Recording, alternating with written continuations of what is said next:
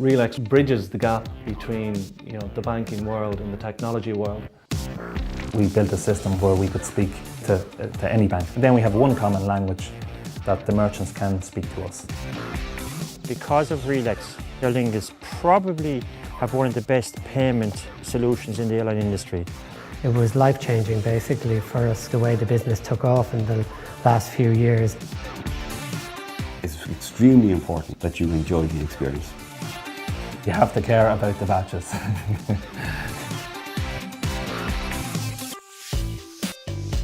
I could tell you that that when I wanted to set this up, that I went and did a 42-page plan, and I went and raised funds from an international VC, or I could just lie and say that no, I didn't do any of that. It's just the thing of leaving the bank and actually being your own boss and having your own business. That was what I wanted to try to do. I had hair down to about here at the time, all big long curls, and I was wearing a suit that was 2 sizes too big for me.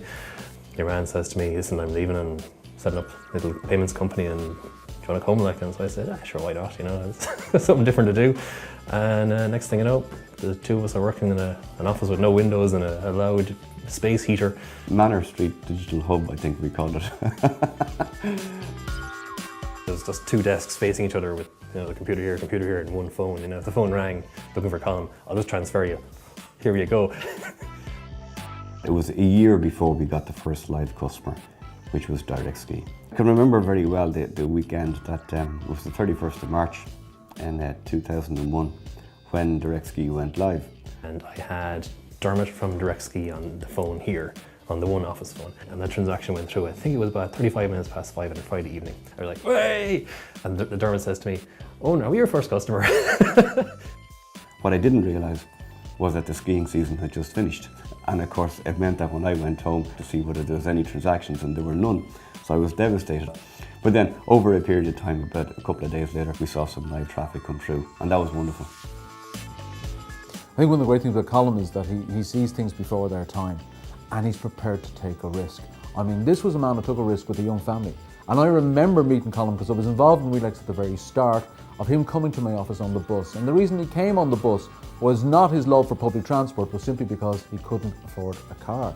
There were a couple of big milestones for us. I mean, in the early days when we raised the BES capital, to date that's the only capital that we've ever raised for this business, and we were able to go and recruit salespeople. The sequence in which we, I think, brought the people in was myself and Eoin, and then Andrew, yes, and then shortly after that, Cathal Croinin joined, who's also known as the Great Warrior. I joined the company in April 2002, and I graduated in May 2001. It was the last bits of air were being shoved out of the .com bubble, and I was actually working on the sites, so building sites as opposed to websites. I remember my first day walking into the office, which was 4 guys in a room, 4 desks. I was shown my desk, which was right opposite Colm, so Colm was right there. It was real good camaraderie, but real sense of ownership. Everyone had their distinct roles at that stage. I got a phone call one day from somebody wanting to know, was that the paint shop? Because we were trading under the name of Pay and Shop, and people couldn't really say the word Pay and Shop, and eventually became known as the Paint Shop.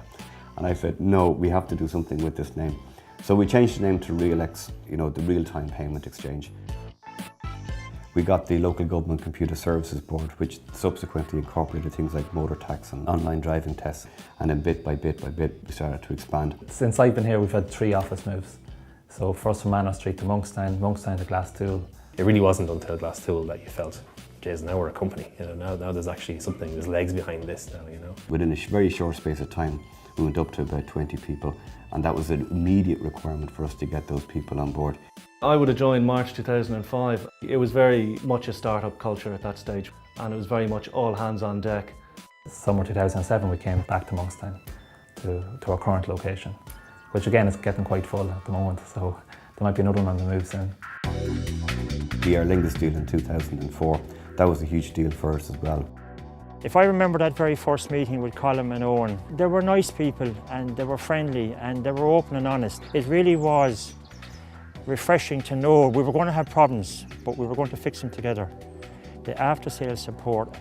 And I think also the fact that we were going to be a big fish in a small pond made a lot of difference to us. We can stand up today in Aer Lingus and be very proud that we have a really good payment system. Realex was taken on board by my brother Niall. It was life-changing basically for us because we had people that could do other things, and specifically the way the business took off in the last few years, there's no way you could actually keep going to that at that pace. We don't even think about it now, it's just a given.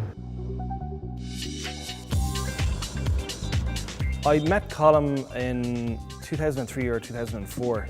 We would have been an early customer of Realex, and we used them to process all our credit card, laser and direct debit transactions on Daft.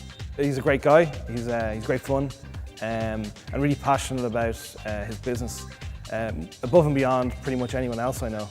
And it really shows in the success of the business over the last 5 years. It's gone from being an Irish online payment gateway to being pretty much a global player. The big things for us at the moment is about trying to get Realex much more international rather than being a local business. There's this office, there's the London office, there's the Paris office.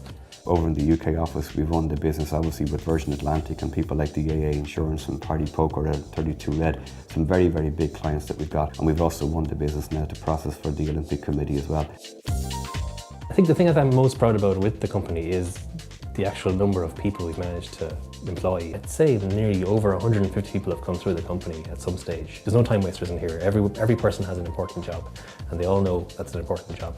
And there's a huge commitment here from the people that they enjoy the job, they want to succeed, and they want to do it in an open and honest and in a way consistent with the values that we've actually selected ourselves. One of the things that we've done is we've created what we call the F5 program.